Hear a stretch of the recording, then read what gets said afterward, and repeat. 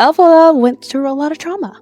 But we're not talking about Elphaba. We're gonna talk about Glinda, aka Glinda. So, backstory. It was my first time ever watching Wicked. You know, the theater friends I have, they failed me. They did not tell me about Wicked. Listen, this whole time, I was listening to propaganda because of Wizard of the Oz. I thought Wicked Witch of West, she was very indeed wicked. No pun intended. And I was like, yeah, make that witch burn. Ding dong, the witch is gone. But anyways, Wicked had a really good storyline. I was amazed. I loved it. I love unreliable narrators. It's so entertaining to me. So when I really got into the plot of Wicked, I was like, ooh, this is kind of good. Yeah! Wicked was basically a storyline about Elphaba being done wrongly by society and by a so-called friend, a girl's girl, aka Glinda. Now, Glinda, she's an interesting character. I love having characters like this in shows and movies. It really makes you question, is she good? Is she bad? So I was listening to a lot of conversations about Glinda, and I was seeing a lot of perspectives about this. A lot of people were like, oh no, Glinda was a sister to Elphaba. A lot of people were like, no, Glinda was not a sister to Elphaba. A lot of people were saying that Glinda, of course, she wasn't friends with Elphaba at first, but a lot of people were like, well, her going to that little dance sequence that they had in the middle of a party, everyone was like, oh my gosh, this is a sister act. Wow. Elphaba's sister should have stood up for her. I was watching it with my sister, and we're like, hold on. If you were like being bullied by the whole school, of course I'm going to stand up for you and dance with you. The heck?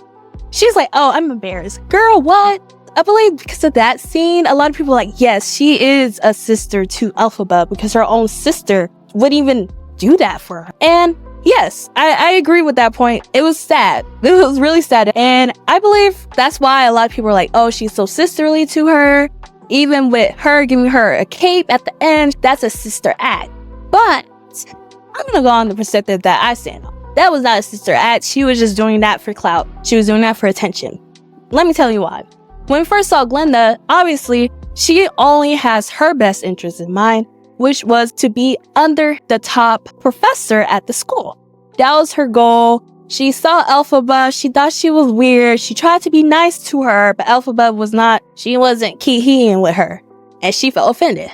You know, those type of girls, they're not girls. But those are the type of people in which, if they see a threat, they'll try to eliminate it.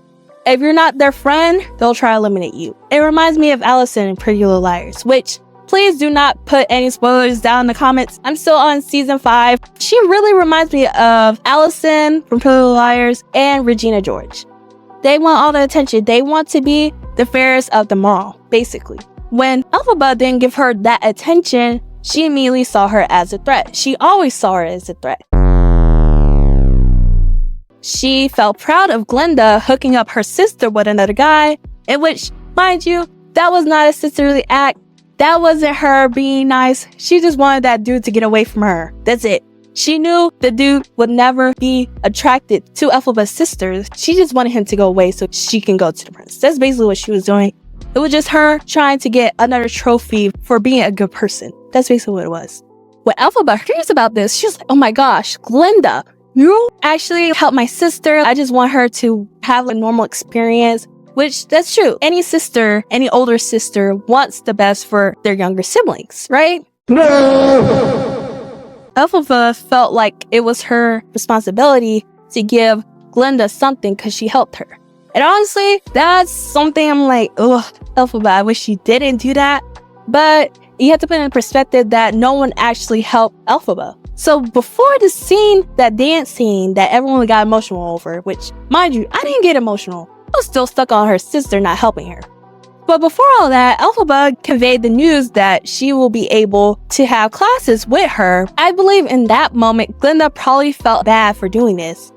But at least she still got her best interests done. That's why after their emotional dance scene and them becoming friends or whatever, Glinda continued to smother her threat. She wasn't trying to make Elphaba popular just because she feels like she deserves that. No, she just wanted Elphaba to divulge her interest somewhere else outside of being underneath the big professor. I believe that's why Glinda is such a good character, because you can't really tell what her interest was. On one hand, she really wanted to help Elphaba. On the other hand, she wanted to help Elphaba just enough so that all the things she did in the past would be eliminated. She was definitely clout chasing Elphaba. She changed her name just to clout chase. She wanted attention because she realized a lot of people's attention was going on Elphaba now. And even when they got to the Wizard of Oz and then they conveyed that whole little plot twist, which had me shook. I was like, oh, no wonder I never trusted the Oz man. When that happened, of course, Glinda saw it as an opportunity to get rid of Elphaba. And when I was watching that whole scene, a lot of people were saying it's so emotional, but it felt to me like she was ready to get rid of Elphaba. She wanted her to go. She wanted her to leave. And even when she handed her cape, the cape to me signifies Glinda wanting Elphaba to hide. She wanted her to hide. She wanted her to stay small like how she always was. She got too much power. She got too much grace. All the things that Glinda wants to be. And she wants her to be small again. That's what the cape signifies to me. And then I love when Elphaba was singing Defying Gravity, her cape got even longer. So it shows to me that Elphaba will never be small again. I know that scared Glinda. After this movie, I couldn't wait to see what happens next, so I went online and looked up the plot. And yeah, Glinda, she's so shady. Glinda saw Elphaba as a threat and a target she needed to eliminate. There was no sister act. It was very fake, and anyone can spot that out. But since that was Elphaba's first friend, she was giving her so much grace. I feel so bad for Elphaba. I never felt so bad for a character before, but Elphaba, I'm like, nobody loves you. Like, that's crazy. Even your own sister didn't even stand up to help you. Goodness. But yeah, just be careful of a Glinda. There's a lot of Glindas in this world, a lot of Alisons, a lot of Regina George. Be mindful. I hope we have more characters like Glinda, because I believe a lot of people didn't recognize Glinda to be a threat or an enemy towards Elphaba is because she was attractive. If they're attractive, they don't see their villainous acts. They just see them being attractive. So I think that's another thing why people were so quick to say that Glinda was a sister to Elphaba when clearly she was not no sister. I hope you guys enjoyed this video. Please leave a like, comment, and subscribe. And I'll see you guys in the next video.